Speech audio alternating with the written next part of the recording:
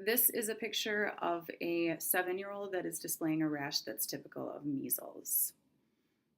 UpToDate.com is a clinical resource that's commonly used by medical health professionals in the field. This website, accessed in March of 2014, tells us that immunizations is one of the most effective preventable health measures and has saved countless children from death or serious disability.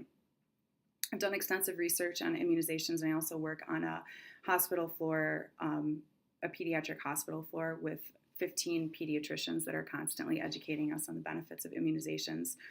Vaccinations in children can have significant health benefits and prevent the outbreak of numerous preventable diseases. Today, I would like to discuss the benefits of vaccinations, the time sensitivity in which vaccinations should be given, and the reasons that parents choose not to immunize their children. There are numerous health benefits to vaccinating your children. Protecting your baby and their safety is among every parent's top priority. And according to the Center for Disease Control, or the CDC, which was accessed on March 26, 2014, nothing protects babies better from 14 serious childhood diseases than vaccinations. Some parents may argue that the children have the ability to build immunities on their own, but refusing to vaccinate your children not only increases their risk of vaccine-preventable diseases, but it also poses a threat of causing vaccine-preventable outbreaks in society. Unvaccinated children have a higher risk of acquiring vaccine-preventable diseases than their peers.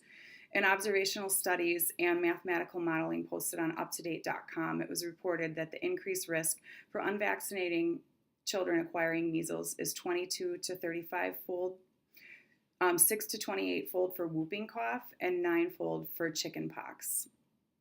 So what if I don't have children? Why is this relevant to me? Children that are not immunized are less likely to be infected, therefore increasing herd immunity, which is the protection for individuals who have not developed immunity. All it takes is one infection to cause an outbreak in a non-immunized population.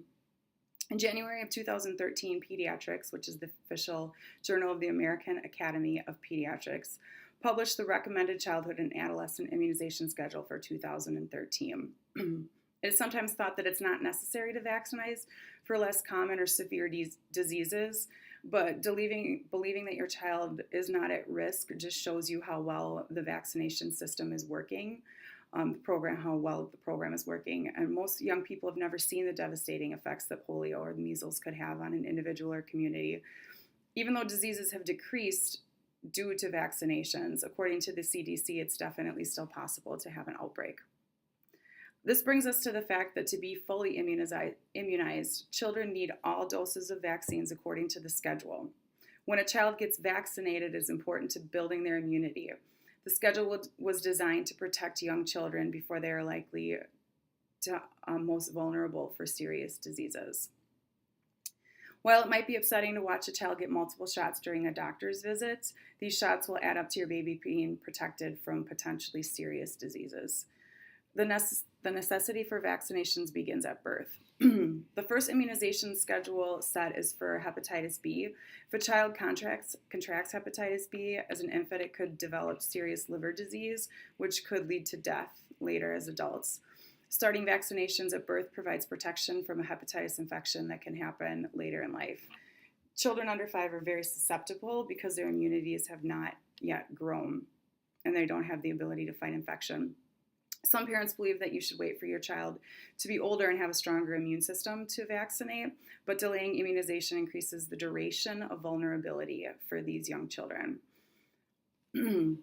So why would a parent choose not to immunize their child if there's so much evidence to support why that's beneficial to them? An article published in Health Psychology in 2004 states that the information that parents receive on immunizations could be controversial, biased, and/or contradictory. Concerns about the safety and side effects of vaccinations are the main reason why parents choose not to vaccinate. UpToDate.com explains that concerns about safety and side effects accounts for approximately 60 to 70% of vaccine exemption requests. Unfortunately, there's a lot of information that's false associated with immunizations.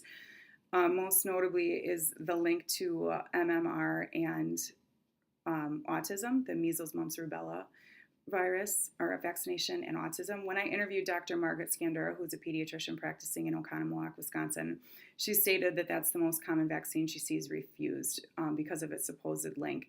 And this is a concern that can be traced to a study that was done in 1988 by 12 children. It was done on 12 children in the UK. In 2010, this paper was retracted from public record and exposed as fraudulent.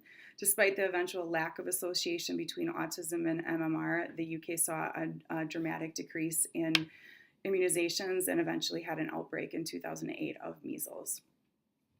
The HPV is also very controversial.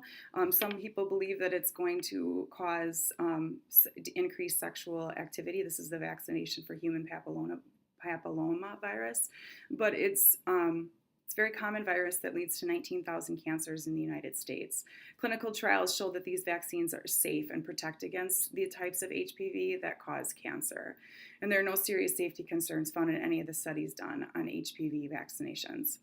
Once vaccines are licensed in the United States, the CDC actively monitors the safety of these vaccines through several systems, and if a vaccine is found to cause health problems, it may be withdrawn and no longer given to the public.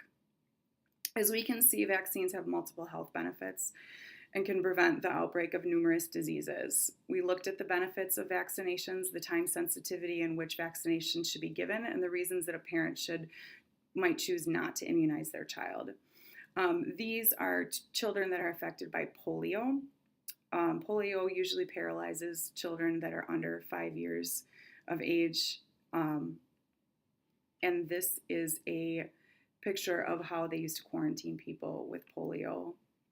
And not vaccinating your children could eventually lead to outbreaks like this again, which is why it's so important to do it. Thank you.